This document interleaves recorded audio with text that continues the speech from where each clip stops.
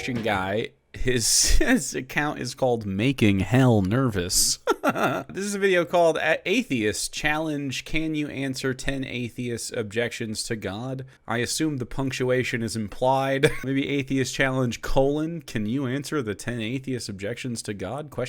Education's tough. This guy doesn't have many viewers, but someone sent this to me. I believe Noetic Fox or someone like that. And they say this guy interacts with atheists, which would be cool if he has anything interesting to say. So let's see. Theist Fails Atheist Challenge by TMM. We've been looking a little bit at TMM's channel recently, the Messianic Manic. If that's true, that's kind of like an anti... Yeah, this guy? Here's a guy who thinks he can beat a challenge from atheists, but thoroughly fails to do so. TMM is cool and makes good videos and is a friend of the show. We follow each other on Twitter and have interacted in the past throughout the years. One of the good ones. Christ, not the Antichrist, but that's sort of what he's portraying himself as. If that's his name. That's what I'm told it is. The Sims music in the background. Your voice is a little quiet, buddy. So you should turn yourself up and turn the music down, like relative to the music. Let's start. Here's a guy who thinks he can beat a challenge from atheists, but thoroughly fails to do so. I was challenged by my friend Tim Barnett from the YouTube channel Red Pin Logic to answer in 3 minutes or less 10 atheist objections to belief in God. In fact, this comes from a YouTube comment from an atheist named Brian Doyle, who says that this is 10 ways to prove that a God does not exist. You know it's an atheist because he puts God in lowercase g unnecessarily. I'm gonna be honest, God believers. I consider your God such a claim, a concept that I don't personalize it like you do. Like you consider that like a proper noun, and that's like weird to me. I have to remind myself to do that for your benefit if I'm communicating with you from time to time. It's not because like I'm trying to insult you. That you are insulted about it is your issue.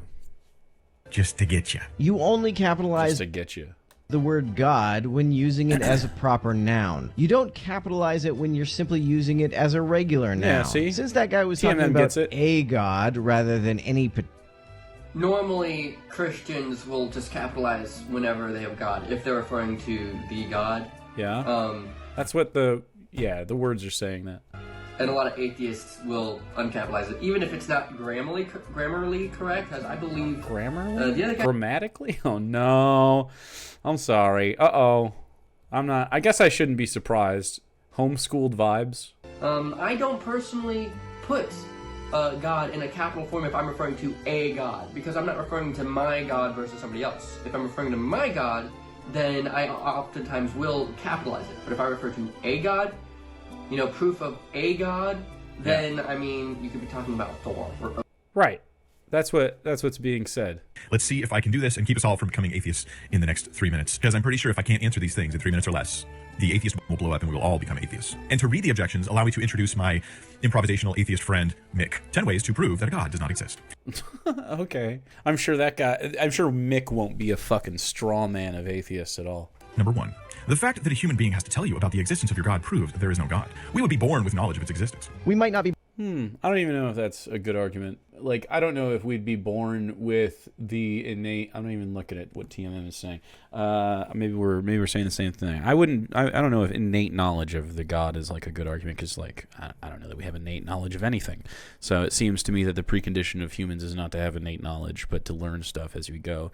But one would expect that physical evidence would align with the claims of believers, and they don't. Born with knowledge of his... The Bible even says that we have an understanding of God. Yeah, so we're essentially saying the same thing, yeah. The Bible knows that we have an understanding of a God? Wow. Yeah, you're starting with a weird presupposition. The Bible says as well that the universe itself is proof of a God. Now, you might not... The universe itself is proof of a God. That it should be evident within the universe, brother. But that's not the case.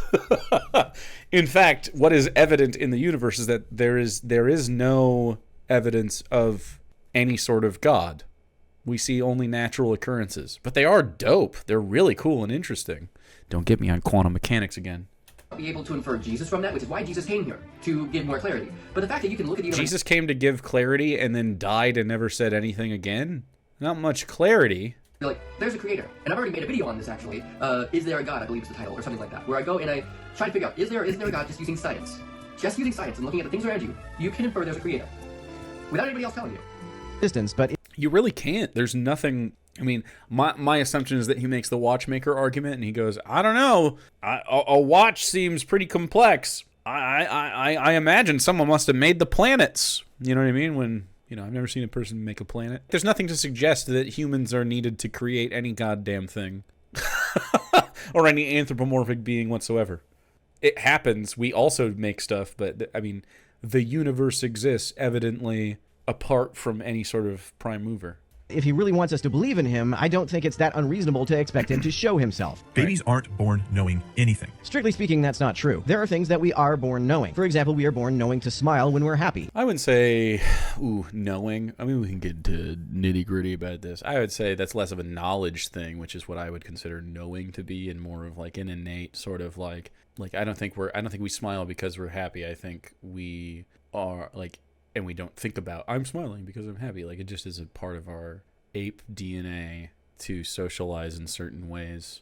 Even babies born blind do this, which shows that they didn't learn it from observation. There's also good evidence that we're born with a basic knowledge of the structure of language, and thus the ability to learn any language. Yeah, I would say, again, I wouldn't use the word knowledge for this, because it seems like more innate to have the capacity to understand language. I wouldn't say a dog has knowledge of the structure of language because he can learn like what go for a walk means. You know what I mean? I had to make sure I didn't say it too loud. As far as the smiling thing, though, I mean, I don't think I agree with TMM. Like, you don't have to mimic somebody to learn how to smile, because people that are blind smile as well. It seems to be a natural primate response to our, just how we socialize. One must accept that we are animals in order to fully understand, or even start to understand, what humans and our experience is.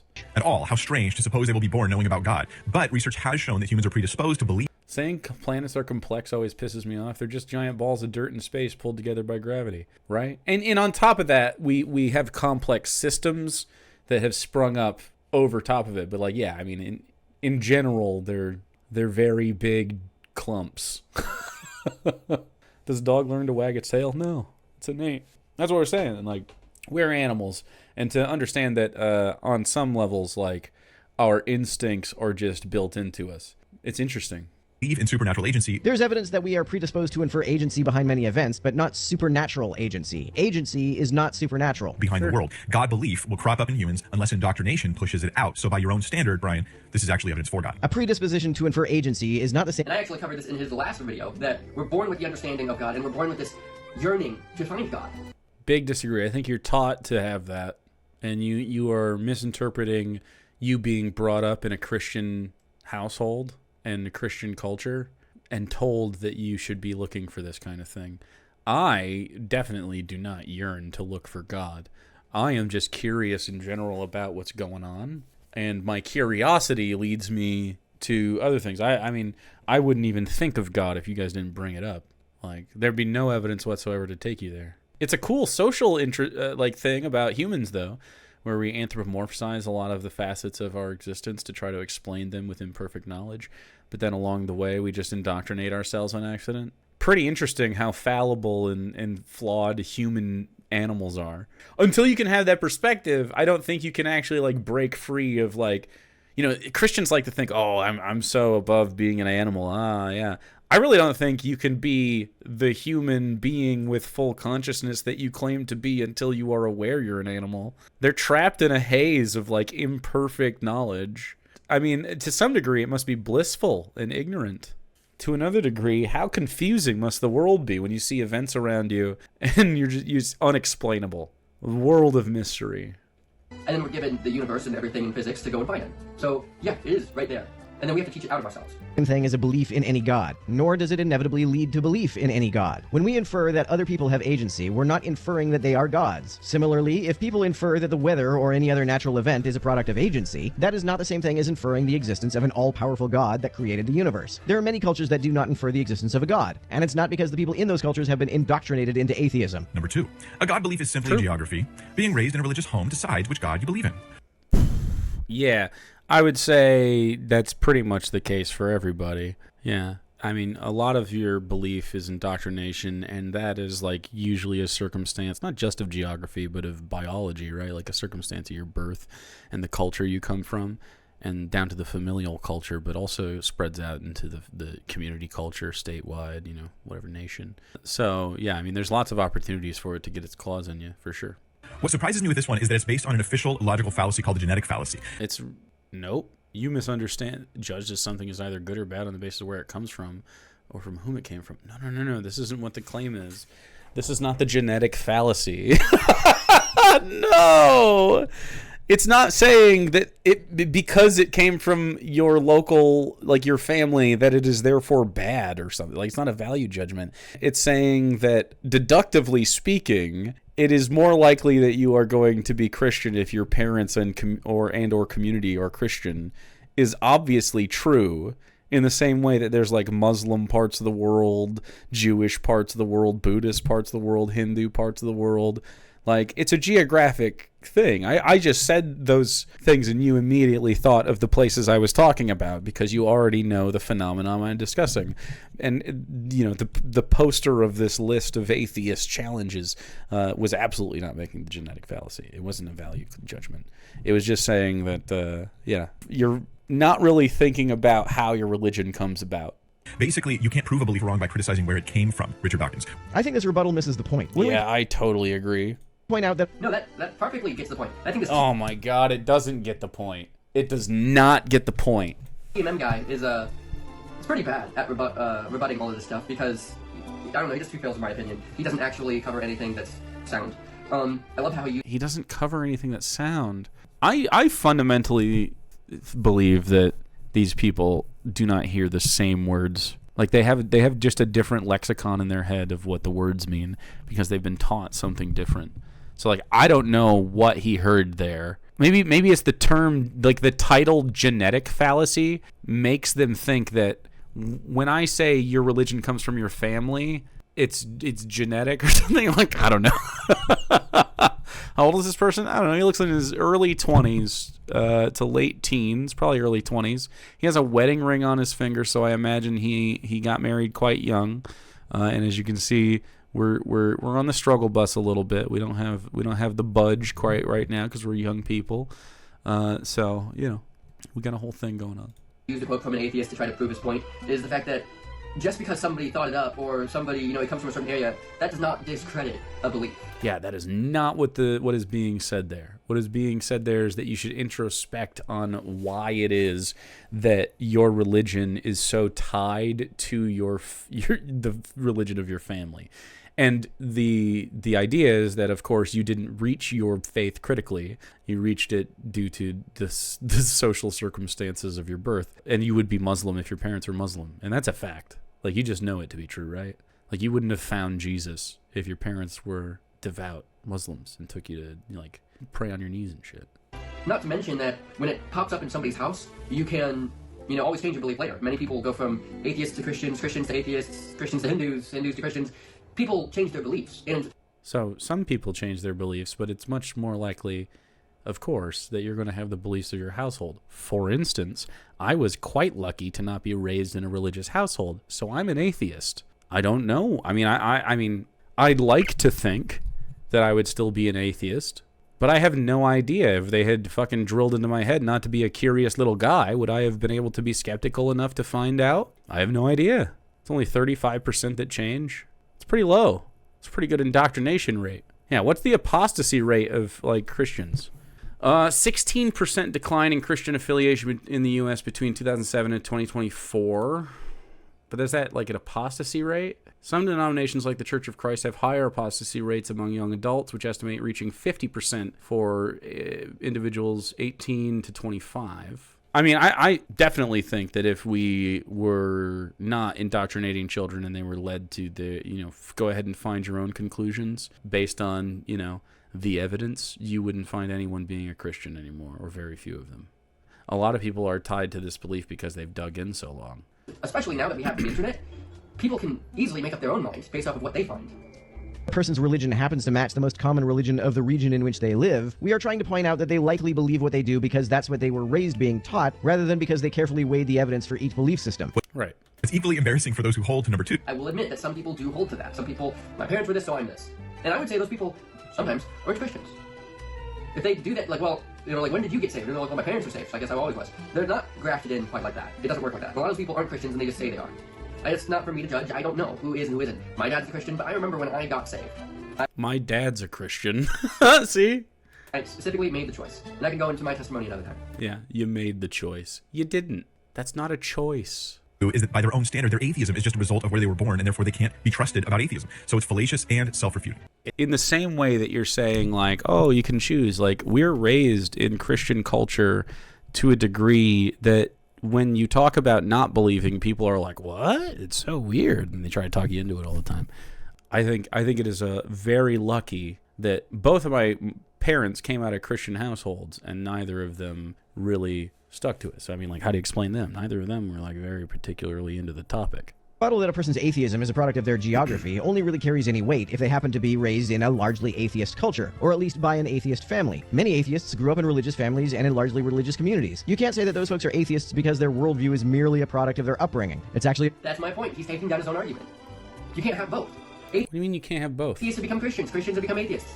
If you want to say that, well, they didn't change. Well, then you've just taken down the argument that they You didn't listen to the argument. were raised in that Oh, no. He just contradicted I himself. don't. He didn't contradict himself. You can't listen. I just don't think you were able to hear what he's saying. God damn it. I would like Christians to get up to the level of being able to have these conversations, but I really think that once you're able to handle this conversation, you just stop believing pretty quick. Like, if you can actually talk about this, I don't know if you even need to do much more work. You're right there. Because if you can comprehend what's being said by the atheist, then you can certainly figure out if the evidence is enough for you. a rejection of their upbringing. Number 3, there was no time before the Big Bang, so that means that there was no time for God to exist or create things in. And this objection actually...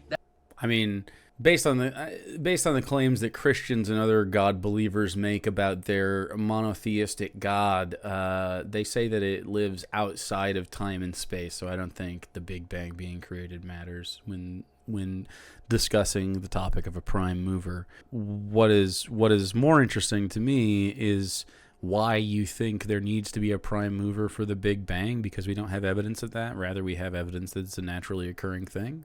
So, like, you're adding an extra layer of an anthropomorphic, personalized, superpowered, like, God with omniscience and omnipotence that cares a lot about specifically Earth, but made a universe of just other nonsense. Like, if there's aliens that exist, and there certainly are, what is the point of them? Are they also Christian? Are they also human-looking? If they're not, what's going on with that? Why did God put evidence of, like, evolution in the world if it's not true? Like, why all this misleading stuff that isn't biblical? That assumes that Big Bang is a thing, by the way. touches on a powerful It certainly is. reason to believe in God. Since the universe is space, time, matter, and energy, then the thing that made the universe needs to be spaceless, timeless, immaterial, and incredibly powerful. Yes, that's precisely why the entire idea of a creator of the universe is an incoherent notion. True. Not only can you not carry out the act of creation, or any act at all, without time and space already existing in which to do so. And this is when he puts God in a box. So many atheists put God in a box. Put God in a box. I keep trying to remind them that God is not in a box. If God is outside time, space, and matter, then he does not need any of these things. Okay, but you don't. I mean, you can make the claim, but I can just say that the universe exists like outside of time, space, and matter. Like the outside of the universe, whatever created the Big Bang, is a naturally occurring space that lives outside of space, time, and matter, which is definitely true, by the way. The evidence seems to be that the quantum field suffuses probably everything, even if it's not inside the universe. And the universe probably came from this. But I guess we don't know. Not yet. But that seems to be the case. That's pretty fucking cool. And they just don't understand because they're trapped in these puny boxes. I just really disagree. I mean, you can claim that God is outside of time and space, but then you have to tell me where God comes from, and then you just go, he always existed. And then I just say, okay, well, I think the exterior of the universe has always existed, and it's simpler, and we have more evidence for it than God. So, like, I win. Like, you're making a claim on the universe, You're saying God lives outside the universe and exists outside of it, which is just crazy, and that primarily moved the universe into creation with an anthropomorphic view on everything. That's nuts. They don't understand what before time means, or time-space, or space-time. Oh, you cannot coherently be said to exist without time or space, because to exist at all, one needs to exist at some time and in some place. If you don't exist anywhere or at any time, then you don't exist at all. Also, since the universe always existed, in the sense that there was never a time or place in which there was no universe, the universe therefore needs no cause. Causes are only necessary for things whose existence is preceded by a time in which they did not exist. Things that have existed throughout all time, even if time itself is finite in the past, do not need a cause, and in fact cannot have a cause. You can't create something that already exists, and there was never a time when the universe did not already exist. There was never a time within the universe when the universe did not exist. However, conceptually, there was a moment in existence that fell before the Big Bang, which is interesting. And so what's that like? And it seems to be just like, the quantum field spit stuff out and there was a reaction and it happened and it just went just crazy. Our imperfect perception of whatever time and space and gravity and all that shit has nothing to do with whether or not it's real or not. We just have imperfect definitions of it. The timeless nature of the... That is a bunch of jumble to say the universe is, therefore it always was. Okay, so you're saying that about God. Therefore, it must be. Yeah, you're saying that about God. So, easy. W. I guess you can just call that a wash then, since you're not able to talk about the subject. Until you get to the point where you're like, prove it, which would be the noble thing to do, then we're just not going to be able to talk about this topic, right? And then we'll prove that the universe exists and that time-space exists and that matter exists, and we'll talk about it, and eventually you'll have to just, you can either understand or reject reality. Or pretty much, because it exists, it made itself. You're saying that about God, bro! You see, once you sort of simplify it, you start to realize, wait a minute, this is 0 equals 1. Uh-huh. That doesn't work. Yup. That's exactly your God claim. Exactly. He must have not studied his math at all, because that's how math works. 0 cannot equal 1, and he just tried to say it does. Brother, it's just fucking right past him. Right past him. That's what you're saying about God. That is literally your God claim. Origin of all things is another piece of evidence for God. Exactly the opposite. No entity can exist without existing for some time, or at least at some time. To say that the creator of the universe needs to exist without time is effectively to say that it isn't possible or even coherent for the universe to have a creator. Number 4, True. The Abrahamic God cannot exist because it wasn't the first God to be created. There are other gods that have been proclaimed to exist before this God. They can't all be true, so if we can deny the existence of one of these gods, we can use the same method to deny them all. Other than the real one. This one is seriously confused. It assumes that God was created when Abraham existed, but that assumes atheism to prove atheism. See, they say the God of Abraham, Isaac, and Jacob, but it wasn't that way. See, God was there with Adam, okay? Well, they say the God of Abraham, Isaac, and Jacob because, culturally speaking, that is when they created their God myth. And they tie it to a patriarch of their tribal leaders. So, it's pretty obvious if you just read the Bible. It's it's a literary device that a bunch of tribal people use to describe their history in the past, and they use some mythology along with every other culture that's ever existed to craft a narrative around themselves. They have a little cultural pride. They share stories of past things, and I just have no idea why a Christian doesn't look at that and go, were these guys making anything up? No, it was 100% true, all of it. Do they experience anything even comparable in real life now? No. Do I need any evidence? Nope. They just glaze over it. It's crazy how their brains skip over it like a fucking smooth rock on a pond. We just needed a way to explain who God was, and we didn't have a name for him. Now we call him Jesus, and there's many other names, but back then they'd say, whose God are you? Well, the God of Abraham, because a lot of people knew Abraham. Then they'd say, well, the God of Abraham and Isaac. Then they said the God of Abraham, Isaac, and Jacob. Just like they said Jesus of Nazareth. They didn't have last names, really. So Jesus, well, who? Jesus who? Jesus was like John back then, there were a lot of them. Jesus who? Jesus from Nazareth. And it says that if when you really are fully on Jesus is God all the time, I just don't understand that. It really complicates your argument because then it's not a sacrifice because he's omnipotent and omniscient, and at best it's 72 hours of inconvenience, and not even really that inconvenient. It's like a chosen It's like as inconvenient as being spooked at a haunted house that you go to during the Halloween season because you like chose to go there. And even if you have like a really bad time, like once you get out, you're like, okay, I left.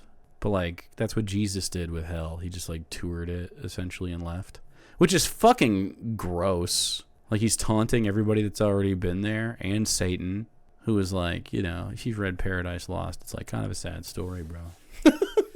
Jesus isn't like a super like great guy, but he's like better. He's better than the Old Testament guys.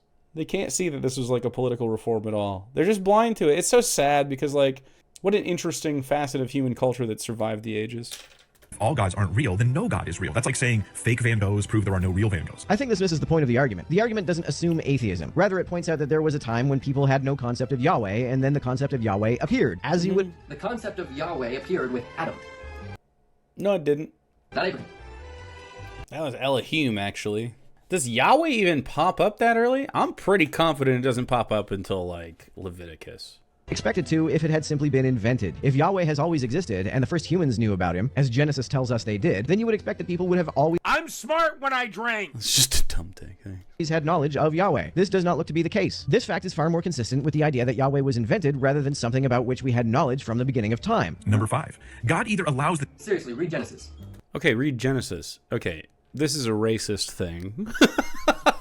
You can only be a racist if you think that this is describing all of humanity's recollection of reality, because there are no other cultures on Earth that recognize, other than the Abrahamics, that recognize this Adam and Eve relationship thing, and the other places have all different ideas of how this came about. Every other culture does. Which leads one to believe, for looking from the outside in, that none of you are reliable because you're all making similar, disparate claims. And so we can inspect each of you individually, but absolutely from a deductive standpoint, if all of you are making just constantly false claims about everything, I put all religions in the same bucket. Christians just rise near the top because I live in your culture. But it would be different if I lived in Malaysia, you know what I mean? devil to exist and is an accomplice, or it isn't an all-powerful God. An all-powerful and loving God wouldn't allow the devil to exist. Isaiah 45 verse 7, King James Version. I agree that the problem of evil is something that cannot be reconciled with a Christian that claims that God is all-loving. You can easily just say that God is not in fact all-loving, and you're good. But then you have to agree that he's probably not worth worshiping. Reasonable explanations have been offered as to why God allows evil, and if they are even possibly true, then this objection fails, and that's why no scholars today promote this objection. Is Bart Ehrman not a scholar? He says that the problem of evil is the reason why he is no longer a Christian. Also, if there are reasonable explanations as to why God allows evil, I haven't heard them. The most common explanation I hear from apologists is that God has sufficient reasons to allow evil. Such as he created us and he gets to, which does not seem sufficient to me.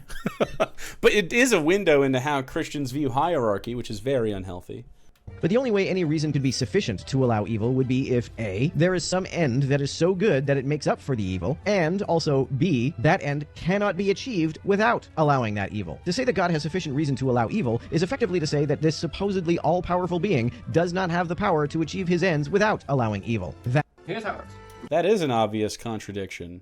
Yeah, let's hear your answer on how evil works. Okay.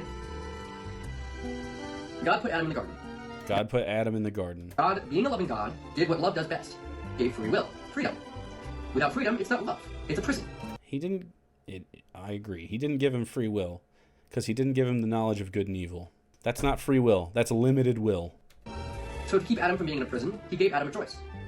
Choose to obey me, choose to not obey me. Without the knowledge of good and evil. Not able to, under the pretense of the story you're saying is the claim. It doesn't allow him to have the knowledge of good and evil before he makes a good or evil choice. So he was ignorant to the ramifications in your own story. Also, there's no evidence of this, but like the story is internally just not cogent. And that's because it was written by an ancient guy that didn't know nothing. There was only one way to disobey God. And that was the fruit in the garden. Okay, God's omniscient, so he knew when he created Adam with whatever mental state he was in, knowing that when he gave Adam free will, that he would, along with Eve, violate that without the knowledge of good and evil. That is, my friend, a setup, at best. God's the bad guy in your story. So much more interesting to agree that God is the bad guy. Well, the one tree of knowledge of good and evil. Everything else he could have done was going to be good. That one was bad. It would have been way more interesting if in the world building, the author of the Genesis wrote like other trees with other bits of information within their fruits. This is the tree of the knowledge of how to plant crops. This is the tree that lets you get your stroke back. You know what I'm saying? This is the tree that teaches you how to ride a horse. It's apples, chat. It's always been apples. And Adam and Eve chose to disobey God. They didn't choose to disobey God. They did not have the mental capacity to understand the concept of disobeying anything or obeying. They did not have the concept of good or evil in their minds according to your own creation story until after they did it. God, knowing this, had a backup plan. But see, the thing is, to create The backup plan is I'm going to throw these guys in hell a human and their children. Fuck them. that is possible to rebel, pretty much means that human will rebel. It's what we do best. It's what we do best is rebel against being controlled. Why would God make us that way? Because God chose to make us that way, right? Because God is omnipotent and omniscient. Every time you explain this, God is the culprit. You're just not smart enough to understand. It's not God's fault at all. It's literally God's fault. Like, literally. I don't know how to describe that in any other way. That is quite literally... Like, you think... Okay, when you watch the Saw movies... Although, maybe you're just not allowed, but... Like, let's assume this guy's allowed to watch the Saw movies. Does he side with the Saw killer? Is he like, yes, this guy is rightfully detaining these individuals for their perceived social crimes and putting them in torture boxes? Because that's literally what God did with omniscience. He knew perfectly how much suffering he would cause. Just saying. Now, why does he tolerate the devil? God is love.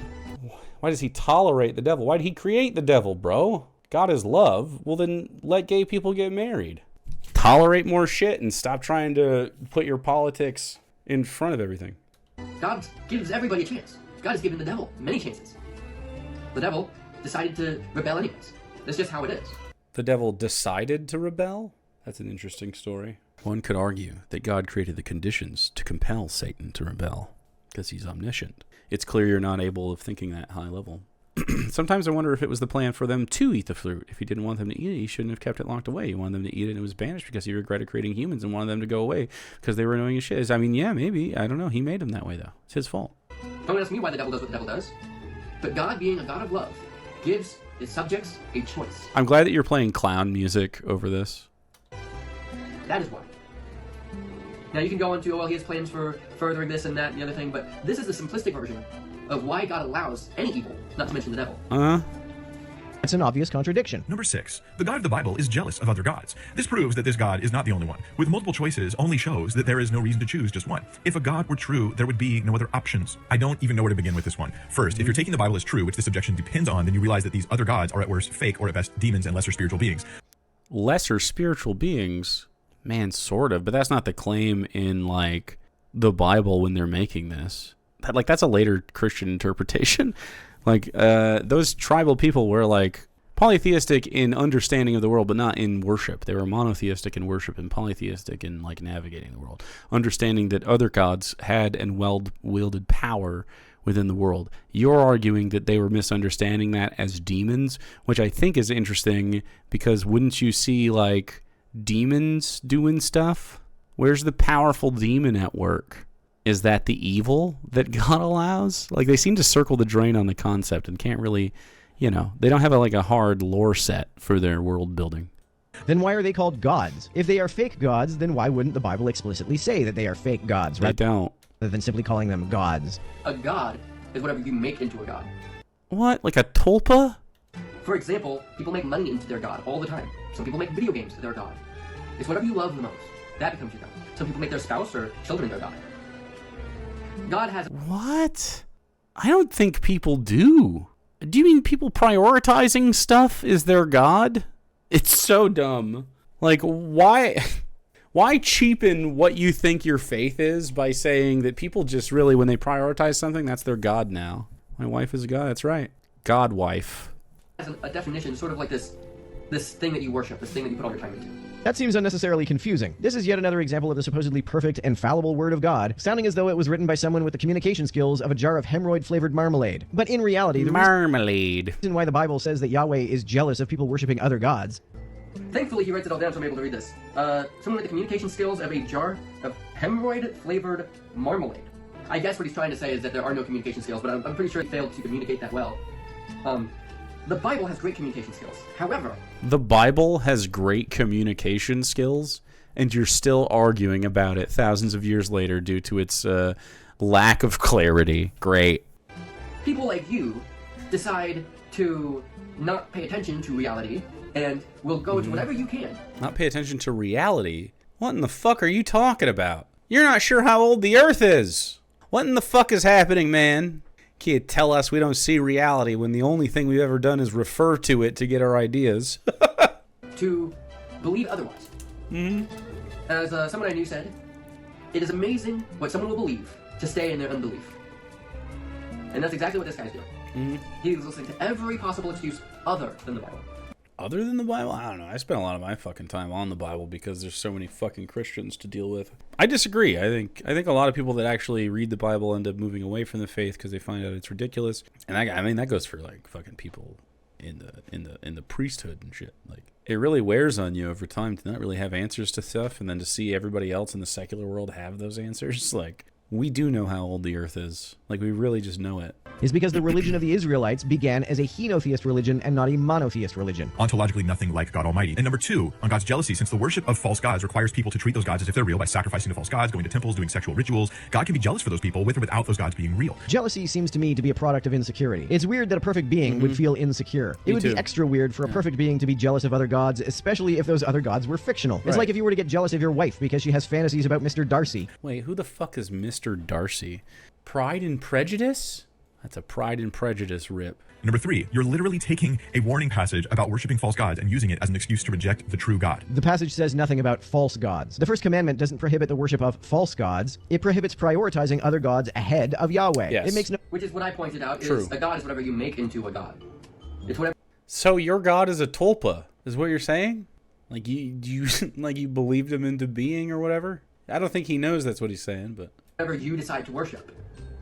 mention of other gods being false. Number seven, there is no evidence that spirit energy exists. So we can conclude that psychics, ghosts, and gods are non-existent. Otherwise, God has nothing to be made of. calling it spirit energy is interesting. If you just want to call God the mechanism by which the universe came about, I think it's an unnecessary anthropomorphization of the concept, and I think it's a weak communication tool to describe reality. And I also think it's incorrect. Christianity does not... I'm going to answer this before he does. Just because we can't register right now doesn't mean it doesn't exist. I mean, people couldn't see microscopic organisms for the longest time. Well, then they don't exist. People could... Yeah, but you're the one that's denying stuff like germ theory. Like, if you're a Christian, you're more likely to be like, germs aren't real than I fucking am. You're more, like, you literally didn't say, you said evolution didn't exist, but you believe that germs do. But that's crazy, because if you know anything about germs, and I mean, germs is like a kind of a colloquialism, but, bacteria and viruses and stuff like that, which are, different things altogether. But to understand that they change over time into different things based upon their selection pressure is just to acknowledge that evolution exists. couldn't see X-rays. Therefore, they don't exist. To only believe in what you can see is a really stupid way to go about life. You have to go and do your research and take the time to actually look into a lot of these things and realize there are things you can't see that are very much so real. Like what? There's stuff you can't see that's very real. Like what? Microorganism? Like all the stuff he's saying we have evidence for. You know what I mean? And then you go further. Like you say that God is like air or whatever. You can't see it, but it's there. It's not. Air is literally a fluid that I can interact with. I can feel it. I have sensory. I can feel the air pressure. I can feel the temperature. I can feel my hairs move on my skin. I can feel it wash over my skin. I can feel the density of it. Like the water content in the air, I can feel that. I'm sure that, like, if I took time, I could feel a lot of other things about it. Like, and to think about it. Like, that's all evidence of it existing. There's nothing, and that's just sensory. There's not to mention how much we can measure it, all of the different ways that we can see it, the ways that we know it comes about, we know what it's made of. You don't have any of that for God. We have it for every other thing, which is so strange. Even when you say like, oh, the universe, and then you just go, God created it. It's just ridiculous. There's no reason to add that superficial claim on top of the already amazing claim that like the universe was created. Like we know that the universe came to be, and then you're saying it was created by an intellect is insane. That is so beyond, like that is such a like you can't see beyond yourself at all. You are so inward thinking that you just can't conceive of anything occurring without an anthropomorphic lens to do it through, and it's just so limited. I would respect it a lot more if you just said like, if you said it was like we weren't made in its image and it was like a different, altogether a different experience. It would be more interesting if you described it in a way, and more believable if you described God in a way that was, I would expect more H.P. Lovecraft vibes than what we get in the Bible. You know what I mean? Depend on the existence of spiritual energy any more than it depends on the existence of Santa's flying sleigh. The idea of God depends on the existence of the non-physical. I suspect that this is what is meant by spiritual energy. Unless you think that God is made out of matter or physical energy, you believe that the nature of his existence is something non-physical. God isn't made of something that is part of creation. If he was, it would actually be a good reason to reject belief in God in the Christian sense. That's exactly the point. The question clearly used the term spiritual energy to refer to a substance that is not part of what you would call creation. Right. Number 8. There is no such thing as nothing. For nothing to exist would cause it to be something. Wow. How do you explain nothing to a person who believes in God when they can't even conceive of the universe, like devoid of all particles and everything else? That's like the Platonic ideal of nothingness is an energyless, matterless space. Not even a space. It's nothingness. It's not something. Very little of that actually exists in our known universe. It would have to be extra universal at this point, probably, which likely exists. I'm interested into what that would be like. It would be very fascinating if it did not. I can't even comprehend that. Some people describe like the idea of that as like a like the universe is like Mobius and unending, and you'd like circle back in on yourself if you went straight in a straight line for long enough in the universe. I don't think that's what the case seems to be, which implies like an extra universal. You call it a space, but now that we've defined space as like the inside of the universe, it's hard to say that. In this, but like an extra spatial place where there's just like a lack of matter and energy. Very fascinating, which is also where the universe will end up in general. So we also know that like as heat death occurs and the particles lose all their energy and just like decay into nothingness, that nothing will be left behind. So we know it exists, and it sounds to me, as with everything else in the universe, that seems to be part of the cycle in general. I don't know. Creationists believe that God created the universe out of literally nothing. How's that even an argument? Nothing is nothing. 0 equals 0. That's the evolutionist saying 0 equals 1 again. Do your math. Evolutionist. Did you forget who you're arguing with? I think he's disagreeing with this guy now for some reason. He just disagreed with what this guy said, who is not an evolutionist. It's a very strange thing to call someone, by the way, an evolutionist. Like observing that evolution is real is not. I mean, that's just reality. He was the one that says that you can't observe reality. 0 does not equal 1. The only people I've actually heard say that nothing is something are atheists. Like, look at physicist Lawrence Krauss, who likes to promote that view. But they refuse to accept the idea that nothing might be a physical quantity. Krauss seems virtually alone on that assertion. I don't agree with his equivocation, and I've never seen any other atheist. Look up the History Channel. The History Channel? It will say nothing. They will say like something came from this. Something can't come from nothing. The History Channel? Something can't come from nothing. I mean, I just don't think you fundamentally understand what the universe is or comes through. Like, the fold of reality that the universe lives on is suffused by the quantum field, which exists through and beyond our sliver of reality, which is fucking crazy to imagine, but it's true. And we don't know how it works as three-dimensional matter-made creatures that exist within space-time in this pocket of the universe. Genuinely, it is so fascinating and interesting that for you not to even understand it is, because I don't even understand, but that's the point. Like, I don't understand it fully because it's like the frontier of where we have found reality to exist. Like, that is the very limit of like where physicists are right now, and it's just so fucking fascinating. And it's just sad that like instead of just observing like I said, reality for the like craziness that it is, like evolution is so neat biology is neat. The idea that biology came from this non-biological, like, rock in space due to the stuff it had on it that was able to, like, get life going. Like, how long did it take? I guarantee you that there was, like, many iterations of life that didn't succeed before eventually it propagated enough to stay alive through, primordial Earth. So fascinating. Does agree. Also, the argument does not seem to assert that theists believe that nothing is something. Rather, it accepts the assertion often made by apologists that you can't get something from nothing. Since that's the case, creation ex nihilo is impossible. But since we agree that nothing's really nothing, the universe appearing from nothing is powerful evidence for a transcendent creator God. So when I say nothing, and like we're talking about the quantum field in the nothingness of reality, is that nothing? Is there a place that the quantum field doesn't suffuse? Beyond that? Who knows? What even is it? I don't know. But it's all fascinating. The universe didn't appear from nothing. There never was nothing. In the 13.7 billion years that time has existed. This is when he goes into a theory. This theory's never been proven. He's going into a theory and acting like a fact. I'm just warning you guys right now, 13 billion years, that's a lot. That's not a fact. 13.7 billion years is the number, though. There has always been something. There was never a time when there was nothing. This should be obvious because it would be a contradiction for there to be a time in which time itself did not exist. Number 9. This is not a finely tuned world created with us in mind. The sun gives you cancer. Most of the water's undrinkable, and diseases run rampant. If there was an intelligent designer, there wouldn't be any mistakes. True. We are definitely not finely tuned. That is a ridiculous assertion. That's like saying that cars aren't fine. There weren't any mistakes. We messed up the universe. God created the universe and said, it is perfect. It is good. It's obviously not perfect or good. Like, so that, I mean, you could say it's perfect and good, but, like, it isn't. You are imperfect. This is a fantastic argument.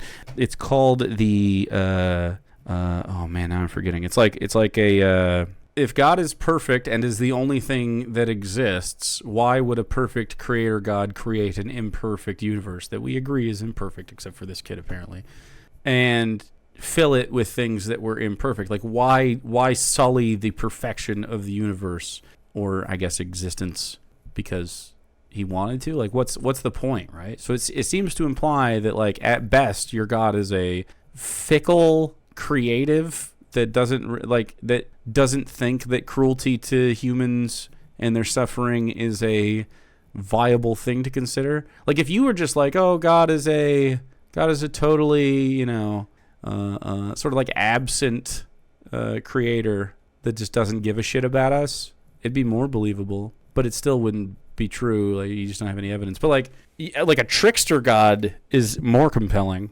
A God that has put us in a situation that is giving us false information about the universe, and we're trapped here trying to make sense of a place we'll never be able to understand. I mean, sounds like a God we should kill, for the record. Like, if you can find that thing, we should get rid of it. And then Adam messed it up. Since then, the world has fallen into chaos. Yeah, we talked about this. Without the knowledge of good and evil, it's pretty flatly on the shoulders of God there. A flood happened, and there's a theory out there that there's an ice canopy and it broke down. I'm letting you guys know it's a theory. But that would have protected Trump. An ice canopy? Something like the sun's deadly rays. Back then, before the flood, you would have had a lot of fresh water, and the water got saltier over time. All of these things happened. It didn't. I think this kid was homeschooled. I wouldn't be shocked at all. So, the world God created is not the one we're going to take. I mean, look, where is the Garden of Eden? Yeah, where is the Garden of Eden, man? Tuned driving machines because they can cause car accidents. Well, it's more like saying that the fact that cars can cause car accidents and also just break down shows that they were not designed by an all-powerful, infallible creator. Yeah, I was going to say that too, but I forgot he was talking about the cars thing. One would quite reasonably expect a car designed by such a designer to never break down. Yep. And we would also quite reasonably expect that a universe created by an all-powerful, infallible, and all-loving creator would be perfectly hospitable to any conscious entity placed into it. Facts. But of course, like, most of the universe, by a long shot, is not habitable to us. Fine-tuning. That's the way it was designed. We messed it up. We didn't... I mean, you can say we messed it up all you'd like, but he put us in the situation to mess it up, knowing that we would do that, meaning he did that, because he literally created each individual by hand with perfect knowledge of all the happenings that they ever would undertake from the very beginning, with more clarity than Paul Muad'Dib Atreides. You can't blame God for that. Is present. You literally can only blame God for that. in the universe because the odds are astronomical that any intelligent life could exist without it being just the way it is. This assumes that an all-powerful God does not have the power to place intelligent life into a universe with even slightly different parameters. In fact, if we lived in a universe in which our natural development was impossible, that would be far more compelling evidence True. that our existence was the product of some immensely powerful artificial cause. That's actually very true. That's a good point. The fact that our He believes in evolution, so I'm going to stop him right now and say that there is no proof of evolution. Macro That's just ridiculous. There's absolutely proof of all the evolutions. Your macros and your micros.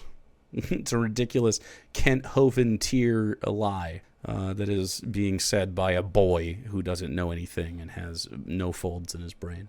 evolution has no science to back it up. He says, well, if we lived in a universe where evolution wasn't possible, yeah, guess what? We do. He said, well, then that would be proof of God. Ta-da! That's exactly how it works. existence is entirely consistent with the parameters of this universe shows that it could be entirely natural. Also, the mere fact that we can imagine the universe having vastly different constants and laws does not mean that those other constants and laws are possible, let alone equally probable. We therefore... But that's what you guys imagine. You guys imagine evolution to be true, which has, like, way different constants and laws. I don't know what he's saying. He just clearly doesn't understand what he's talking about. It is a pretty elegant and obvious system once you understand what evolution is. Who survives and reproduces in all of animal kind, to the smallest microorganisms, to plants, to animals, all of it. Bugs, fish, all of them. All the living things. And really even like non-living things like viruses also are subject to similar pressures. They just, act a little different. But like, this is pretty easy stuff. I think it's like, he would call it adaptation or something, but it's just like not that. I mean, there's clear speciation. It's obvious every step of the way. It's not even like, I don't know, it's not it's not debatable. We're not going to sit here and discuss why evolution is true for 4 hours, but it is, and there's plenty of resources to go find out why. It's not consistent with our universe at all. So 100% no reason to infer that the laws and constants we observe are somehow wildly improbable. But fine-tuning doesn't mean perfectly safe and without dangers. It does if that fine-tuning is done by a God which is both all-loving and all-powerful. Number 10, evolution. A God who's all-loving and all-powerful can do whatever he wants. So all-loving means stuff. An all-loving, all-powerful God can do whatever he wants. So he can make a world that has adversity for some reason that we don't understand. An all-powerful God is way smarter than you. He's way smarter than you. All right. As one of the members in the group that is way smarter than you, including God, I think we should maybe try really hard to self-improve to the point we can think past this small quandary. And me. And because of that, we can't trap him in a little box and say, this is how God should work. Because he's bigger than that box. Like 1 billion times bigger than that box. You're the one that describes him. Like, the only thing you could do is say that, okay, God is not all-loving in the way that a human being describes. Jake defeated. My God has every power yours has, +1. Classic. Well, anyway, I don't think this is, like, when you say love, then you're going to have to define it in a different way. Because this isn't it. Like, there doesn't seem to be kindness in the entity that you're describing. And also no evidence for it. These are two very big bad things. Infinitely bigger than that box.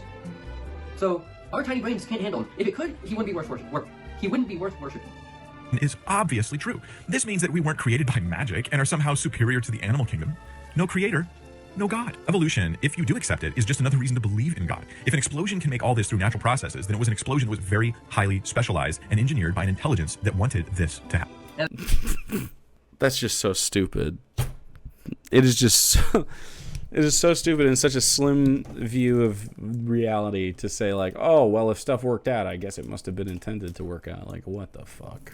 By working out, we mean scraping a living out of the surface of the world for millions of years until one group of creatures was able to wrangle a survival out of this. And we're still struggling. Like, we're not even thriving yet. The only way we can thrive is if we steal from other parts of the world. We're not even, like, doing a good job yet. We've been out of the mud for, like, 20 minutes. As I said, people believe what they want to believe, and this guy has escaped all reality to hide in his box and say, well, God doesn't fit in my box, so I'm not going to have it. That's all I got for this video. Until next time, again, subscribing really helps this channel out, and if you... Okay, dude. This is not a good video. Jesus died on the cross so you could see the letter T. Wow, that converted me. Get this kid on the show. Save him. Young Earth creationists are interesting because they're either the easiest or hardest to deconvert. Like, sometimes it's as simple as, like, they just really haven't heard Like, the questions they have about the world have not been answered by the people around them unless the answer has been God did it, right? And so they've not heard, like the questions you have about the world, like, where does stuff come from? Pretty fascinating if you actually look into the real answer. You were surprised when I mentioned homeschooling that I remembered how common it is in the U.S.? It's not like the most common thing, but how many kids are homeschooled in the U.S.? 6.73% of the school-age population, which is heightened now after COVID. So I would suspect it to be closer to half that, typically, percentage-wise, and it was. Yeah, it was much less before COVID. Also, it happens when you're in political climates like this, but still, that's millions of kids. The numbers will rise due to Trumpist school destruction. Yeah, it'll have to for a while. We have an undereducated group of human beings, and you can just see it.